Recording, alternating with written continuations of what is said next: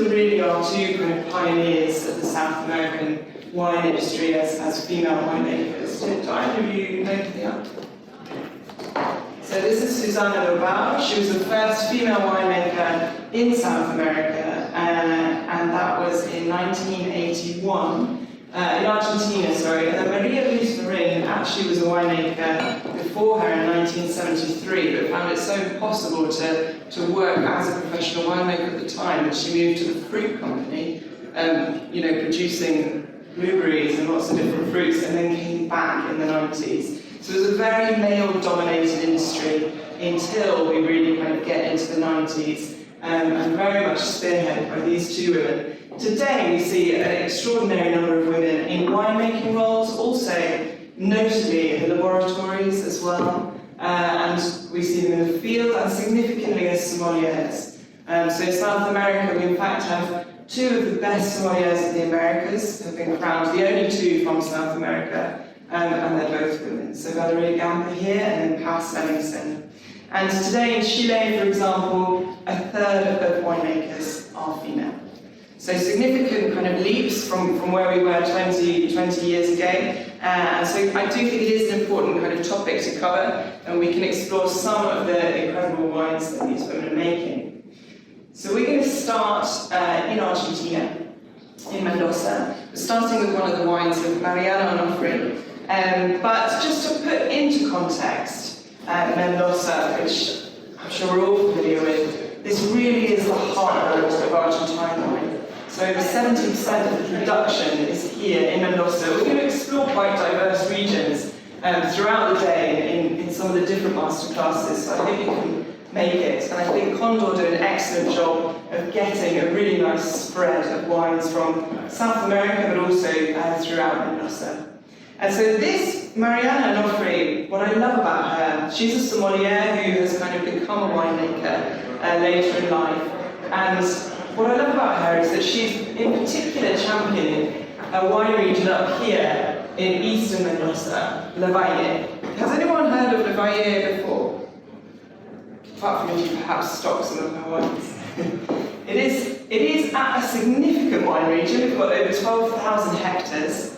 But it is really a wine growing region. So the fact that we've only got 15 active wineries gives you an idea of the kind of dynamics in this region. It's mainly used as grape production and sold into wines elsewhere. So what she's really trying to do with her wines is champion this region and kind of bring it back into the limelight.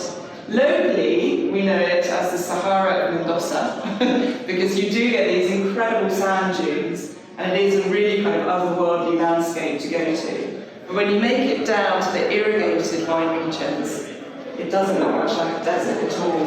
It's lovely, lush and green. But what we do get are these very sandy and warm soils, which are actually very nice for making quite aromatic and juicy wines. And what Mariana's done, which I think is quite interesting, is trying to give value back to some of the old wines of the region. The vines for this wine are over 80 years old, and she's been regrafting them with slightly more kind of popular or sexy varieties, let's say. Because a lot of the old wines here are planted to Pedro Jimenez, but she also makes a delicious Pedro Jimenez, which I imagine you have out here on her stand, which is a very light and simple, quite kind of easy drinking, slightly saline white wine, perfect for something like sushi. But you can't sell it in great quantities internationally.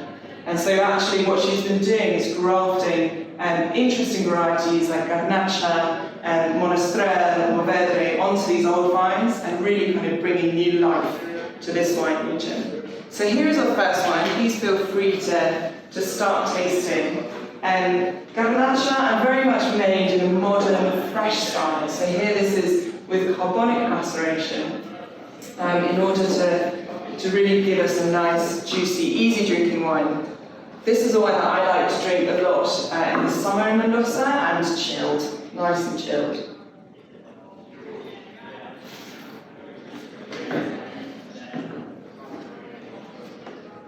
And I think we're really starting to see an interesting movement, not only in Argentina but in Chile too, for these lighter, juicier, fragrant reds. I mean, I know everyone associates South America with our big, meaty Malbecs and wines to pair with steaks, that actually, you know, they're doing some really great examples of these juicier, really kind of fresh and vibrant wines. But I don't think this is simple. I don't know what you think about it, but I also think this has some tension in the palate on the finish, and some really nice kind of fine tannins coming through there.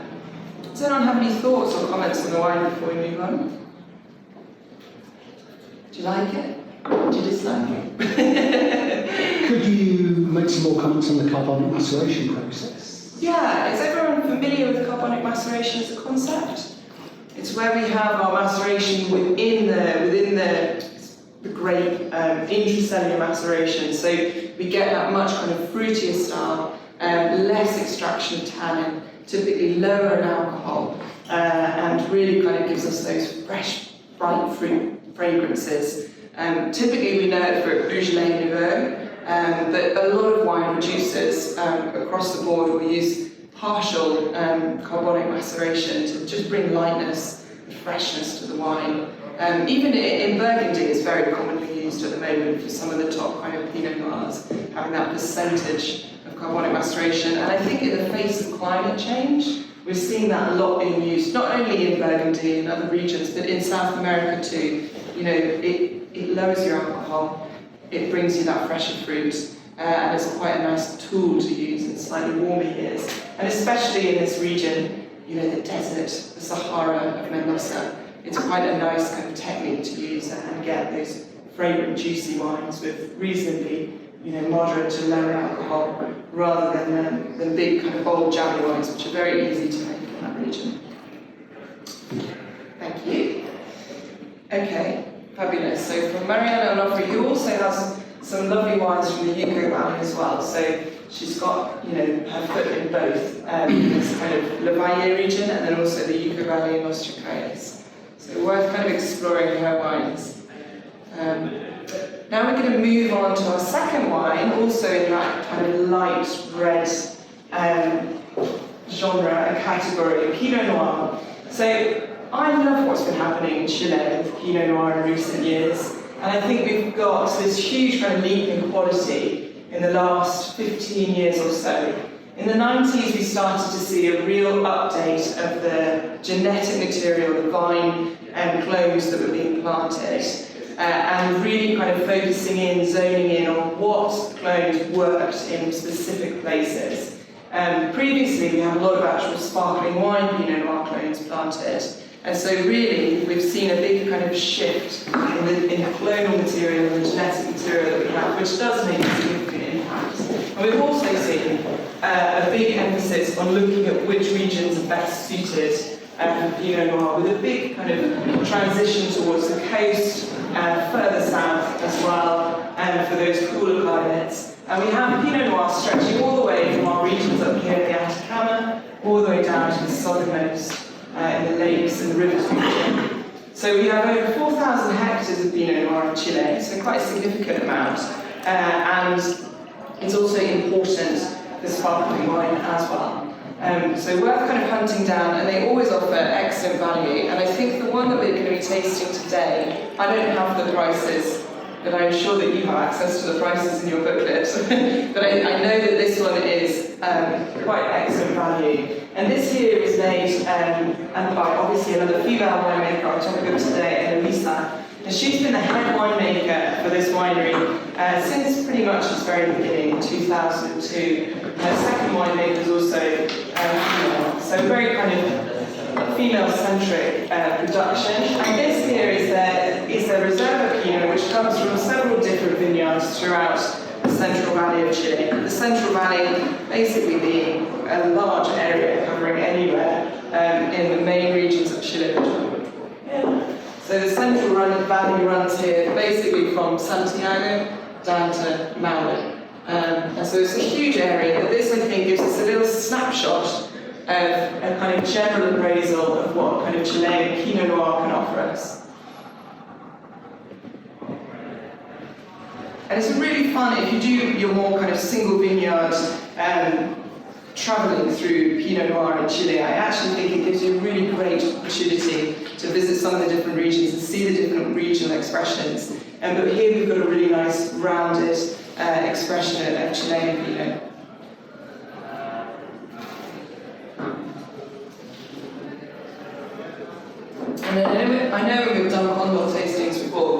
always an absolute favourite of the group, because it just delivers on that kind of level where you get slightly kind of smoky, toasty, earthy notes, but then you also get lots of kind of bright fruit too.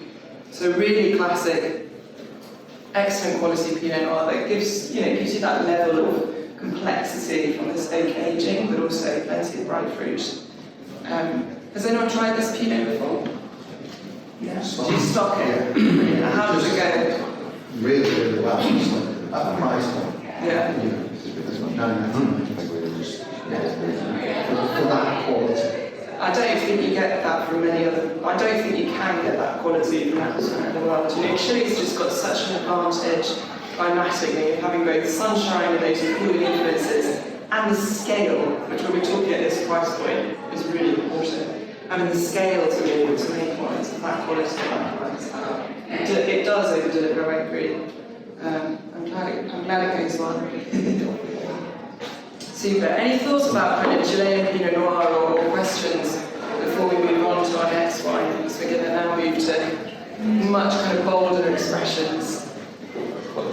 I agree with David. I mean, I've used this on many tastings. I just think at the price point, both as a drinking wine but also as a pairing wine with food, which is unbeatable, I think. Absolutely, and I think, for me, I think it's really nice to do these wines together, because I think the Garnacha, it's the kind of wine that you really would want to be drinking by itself, and it is so much more kind of delicate and fragrant, and then this Pinot, I do think, brings in some of that kind of more serious tannin level in there as well, which gives you great opportunities for pairing. It's a lovely wine. Two really nice kind of light wines to have for breakfast this morning. Okay.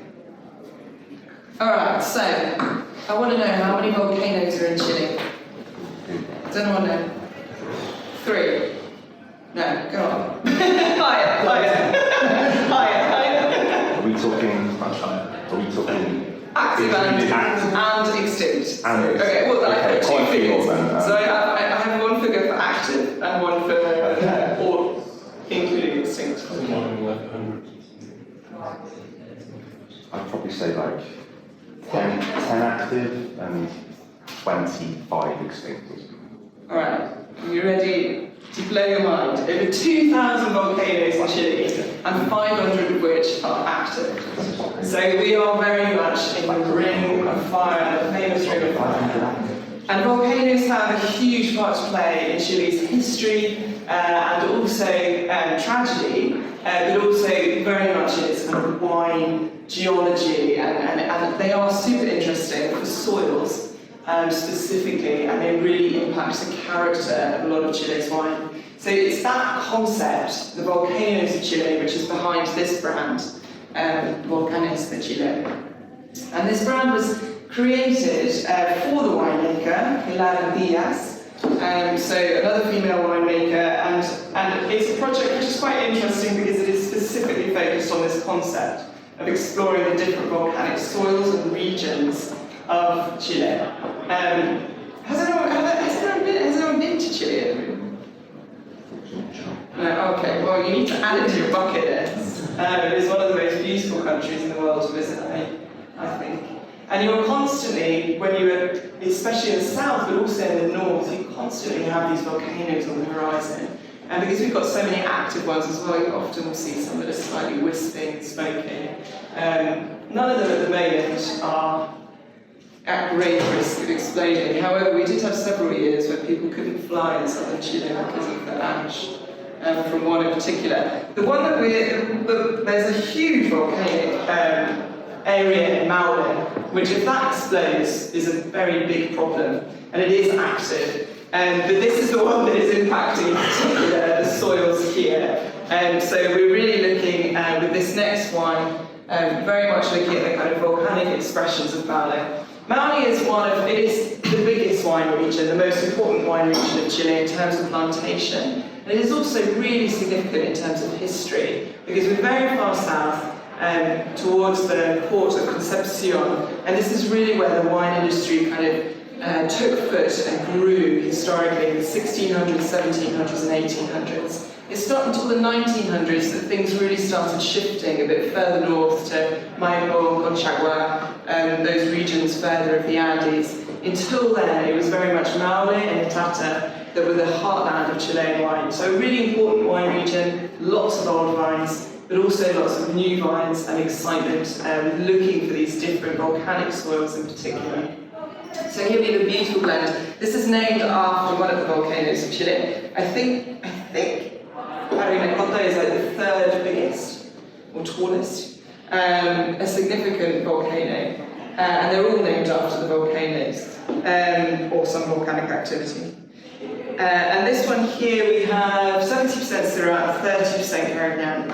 And actually what's really interesting about Carignan is it's also a relatively volcanic or seismic story as to why it became so important in Chile. So Carignan was actually planted at the beginning of the 1900s, but in 1939 there was an enormous earthquake in Chillán, one of the deadliest. It killed 28,000 people. And the epicenter was in Itata, so just below Alba. And one of the kind of ideas at the time from some of the agriculture ministers was, in order to help those wineries and families rebuild, was to give them Carignan vines so that they could plant those in the same vineyards with their país. Has everyone tried país? Mm-hmm. Yeah, so país being this quite light-coloured, pale-coloured, not much acidity, not much tannin, quite a light. I love it. It's a juicy, again, kind of lighter style wine. But Carignan is completely the opposite. Great high tannins, high acid, deep, intense colour. So it was a kind of gift from the state, an incentive to allow them to plant more Carignan to bolster up their pace, give them a more commercial, darker coloured, tannic wine. They didn't really think it through, because actually Carignan is very susceptible to mildew. And so if you have a tough year, it's actually quite hard to control the mildew in Carignan. And so the reason that we lost a lot of the Carignan that was planted, now we only have over 850 hectares, and we lost thousands of hectares because it was quite difficult to manage. What remains is the Carignan that was planted on those poorer soils, where actually the mildew doesn't affect it, and we've got really old vines. So we get this beautiful concentration in Carignan, this lovely character, and when you blend it with Syrah, which for me is one of the stars of Chile. I think Chile has outstanding Syrah, and it's totally underrated. We do get a really nice kind of full-bodied, vivacious wine, but with nice kind of acid underlying it too.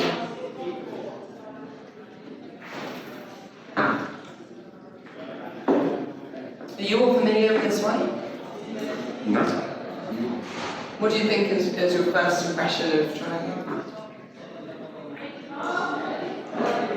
There's a lot going on. This is a big breakfast wine. Yeah, it's not We definitely need like some ham cheese croissants for this.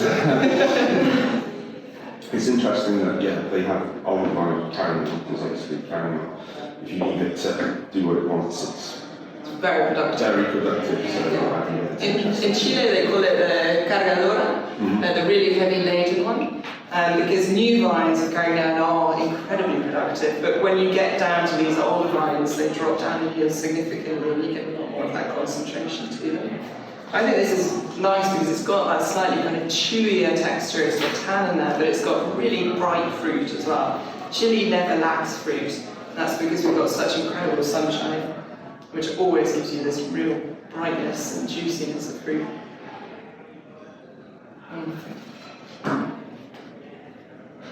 I love that one. Okay, we're going to go back over the Andes, crossing many volcanoes into Argentina, and Luján de Cuyo.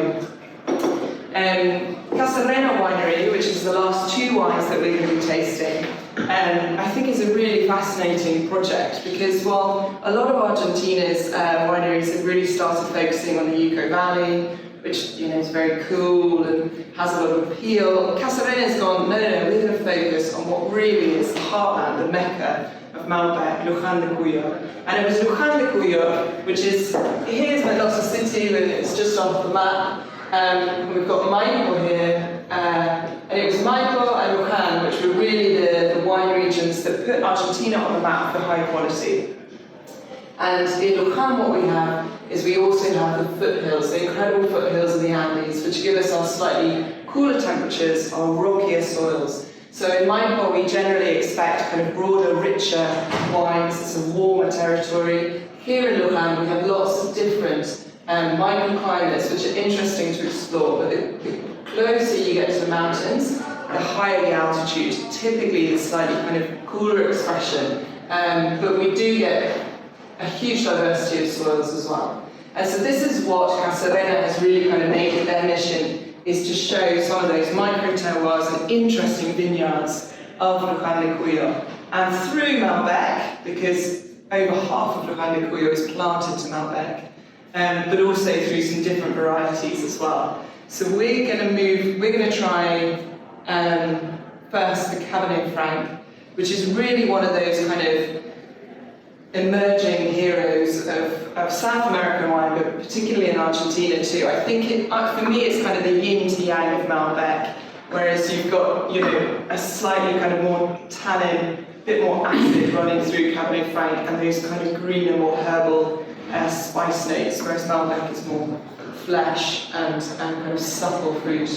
But here we've got the delicious Laurens Vineyard. And I love this. This is the winemaker. We've got Cabernet. We've got our remind me of her name? Yeah, Claudia. Claudia is outside. She's perfect to speak to, and I think she's wearing a t-shirt today, isn't she? Yeah. So this is, you actually see a lot of people in Mendoza walking around wearing it. It's very cool. We should have asked her to bring some t-shirts over. But anyway, these are the 4 vineyards, which are also the grandchildren of the family. And they've got a rather beautiful name, so that's quite handy. But here we are in Laurens Vineyard, and I did write down the soil composition. I can't find it. Here we are. It's much more clay, sand, and alluvial soils. So this is, yeah.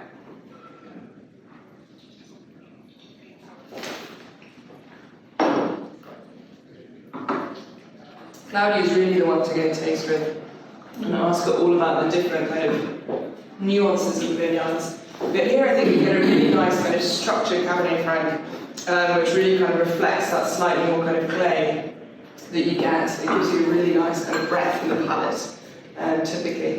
What does everyone think of this Cabernet Franc? I love it. I'm a big fan of Cabernet Franc, and I really think Argentina has quite a special expression of Cabernet Franc, because it's not the kind of minty, leafy kind of greenness that we get from the Noir. It's much riper, but there's no jamminess in it either. I think it's quite floral in Argentina. Some of those kind of nice mountain herbs rather than minty leaf. Yeah, I only really came across Cab Franc varietal stuff in the last couple of years coming out of South America. It's such a vastly different expression than what I was used to. I find it sells really well, Cab Franc, yeah. Because, you know, people don't expect it, first of all, and secondly, big and ripe, and yeah, like you said, there's that kind of herbaceousness that you don't really get from the world, which is a bit crunchier. Yeah. And there's more fruit. It's less, you know. I think it's easier to drink than Cabernet Sauvignon. Yeah. So it just kind of gives you that. You know, I think for most consumers, it's like a really nice kind of middle way between something that's, you know, soft and luscious like Malbec can be, and something that's much more structured like Cabernet Sauvignon can be. It gives you kind of, you know, a bit of the best of both. I think the altitude definitely helps it as well. It needs to be high. Sure, and that's the kind of secret to Argentina's great Cabernet Franc, is that it is an altitude. We've got that nice acidity going through. We have that real depth of colour from the sun exposure, and you know, just really quite kind of concentrated, powerful Cabernet Francs, but still with that kind of elegance that is typical of the variety. We're going to move on to the next vineyard, which is Naoki. But here, this is Casa Naoki. Sorry, can I just make a comment? If you could just flip that. In case people are wondering about the significance of Gemela, Naoki, Lauren and Owen, they're the 4 grandchildren of the owner of the winery. And at London Wine Fair, where obviously Amanda was as well, doing presentations, and when I were, Gemela actually came along on the final day, so I actually got to meet her. Nice. And she's a young lady in her teens who's training to be a ballet dancer. So I just think, how cool is that to have a vineyard named after you? Does she like her vineyard best? I think she's only sort of 16, 17, so I think sort of 16, 17, 18. So I think she's just starting to get into red wine. But I know she said she was at a party once and someone was waxing lyrical about his wine collection. And she said that the ultimate put down, she explained she actually had a vineyard in her house. I was like, oh, okay. Yeah. And the other thing is, and sorry, Amanda, what I love as well on the labels is they are schematics of the vineyard as well, which I think make the label particularly sort of relevant. Sorry. Absolutely, no, thank you. Appreciate it. They're beautiful labels as well. Moving to Naoki, but before we go there, this is Casa Naoki, which is absolutely stunning. These are my own photos. I'm sure that there's some better ones from Casa themselves. And it is, you can see the Naoki vineyard just outside. So you can see we're at the foothills of the mountains. This was, I was told when I was a young child, if you took a photo of lightning, you'd get like £100 or something. I have never got that, but this was on my birthday, and I did have an amazing lightning storm, which was a lovely one to take a photo of. And here we are in the vineyards. This is another one of this is a really interesting project that they have. They call this sector of the vineyard the Elephant's Vineyard. The Elephant's Cemetery, sorry. And that's because they took some of these old vines of Malbec that they had in a different vineyard, and they were extending the winery. And so they replanted them in an abandoned part of the vineyard, which is incredibly rocky and wild. And you can see it from this photo, and they've replanted it there. We haven't yet got wines from that. They've made it, this vintage was their first. But it'll be really interesting to see how those come out. So there's quite a lot happening within the kind of project of Casarena, which is really quite beautiful. And yeah, I think that they're doing a really lovely job. Especially, they've got lovely Chardonnay as well. Have you got a Chardonnay outside? Yes, in the 505 series, yeah. Always like a Semillon as well. Oh, yeah. Perfect. So here we're going to move to Naoki and try our only Malbec of the flight today. And I think here we're in the more kind of classic alluvial soils, and we have what we call cemento indio, Indian cement, which has a bit more of that calcareous influence, so giving us a little bit more of that kind of finesse that we often associate more with calcareous soils. Martina's a wonderful winemaker. She's really a very smart, savvy lady who studied at UC Davis, did a great master's in irrigation and heat waves, so really understands how to kind of manage the terroir of Mendoza.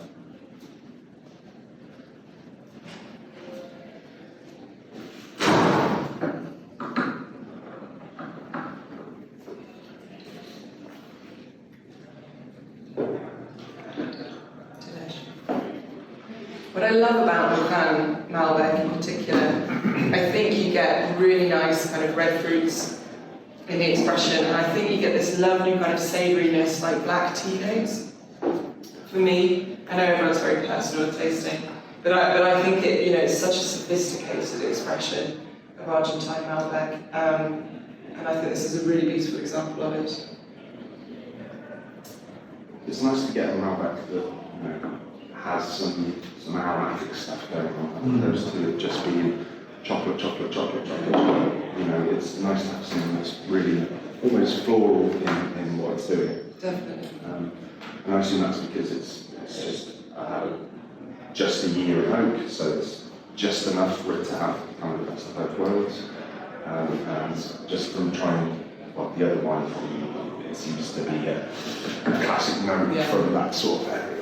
You have a lot of stuff going on in terms of the French versus American things as well, right? Yeah. I think we've seen a huge change in the last kind of 10 years in Argentina in particular, and in Chile to some extent, really reducing the oak impact, moving away from toastier oak, so a lot less of that toasty American oak. The focus is more on French barrels, but also more neutral toasting, medium toasting, so looking for its impact of oxygen rather than the impact of the oak kind of tannins and flavours. And I think with a lot of the Bordeaux blends and Malbec, and Malbec obviously is still a Bordeaux variety, we're seeing a lot more kind of the focus on the fruit, the floral, the kind of nice herbal, the real kind of expression of the terroir and the variety, and using that oak just to add a bit of structure and longevity. And I think in these wines it shows really nicely as well. Brighter style. Yeah. Nice. Not tiring, just you can enjoy the bottle. Sedation for now. I think all those three premium wines are really good. I don't know what you feel as a wine writer, but do you find that premium wines of this sort of level from Argentina are an easier sell than premium wines from Chile? Because I question whether I want the Chilean wine at that price level. I could sell the Argentinians easier than I could sell the Chilean one. I don't know what other people's experience of that is, but I think there's a perception in the public, in the buying public, that Chile is about cheaper, whereas Argentina has that. It's a shame, but I definitely agree that there is that perception, and I truthfully think I don't think it's because Argentina is better at that price point. I think there are equally wonderful wines and sometimes very disappointing wines, from all wine countries. But I do think Chile and Argentina both over-deliver compared to a lot of other old and new world wine regions. But Argentina's done a much better job of marketing itself and selling itself for its tango, its football, its steak. Chile hasn't been so bold in its self-image, and I think that's also down to the personality. If you ever meet Argentinians, they are big and totally extrovert and immediately invite you around. They've got all that kind of Italian influence, whereas the Chileans are much more humble, quieter, and much more self-effacing. And that's definitely been to their detriment in terms of their international appearance, which is a shame because there are excellent wines at that price point in Chile too. Yeah. But I imagine it's an easier sell. But and also the great thing I hope for you is that when you do sell it, I hope they come back and say, well, that was actually really great for the price, because they do over deliver at that price, even though they have a lot more of the self-image. Any other kind of thoughts or questions while we're here, Andy? Just a thought on that is that I always push Chile as having great variety. Yeah. And maybe that's what it has to put up against Argentina. Argentina, in terms of the branding, very focused on a few varietals, where Chile has such a wonderful variety of styles. So, people often think of Chile, Sauvignon being really tangy and zippy. And then we recently got some single vineyard stuff in that has beautiful soft acid and a real herbaceousness to it. It's actually more what people are looking for sometimes. Obviously, Carmenères is a really good selling point for Chile as well. It's their grape, and I know Bordeaux have it as well, but it's rarely varietal, it's usually a blend. So it's teeny tiny. Yeah. So, you say, this is their grape, this is their flagship grape, and people go, I've never tried it before. And then that's when you can branch out into other things. They come back after having a Carmenère saying it's brilliant and say, well, how do you feel about this? I would say it is the one great variety from Chile that perhaps has a confidence at the higher price level. Yeah.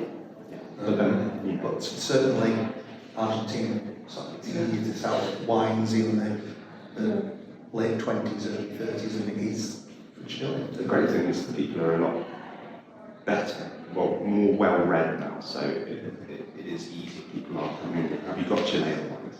So it's not just a case of, I always drink Malbec, or those are, what else have you got for me? They will come in searching for it, but those are all great in their own way. I missed the talk on the Garnacha, but it was immediately picked out the carbon picture of it, which again is an interesting way of going about it. Obviously, most people know Garnacha is either Spanish or the Garnacha Yeah. style, so it's a very different way of going about it. Yeah, well, Garnacha is a very small production in Argentina in general, and the ones that are making it, like Mariana, are going with this fragrant, fresh, kind of much lighter style, more like the kind of Grelo style that you get in Spain. It opens up beautifully as well compared to when I first left.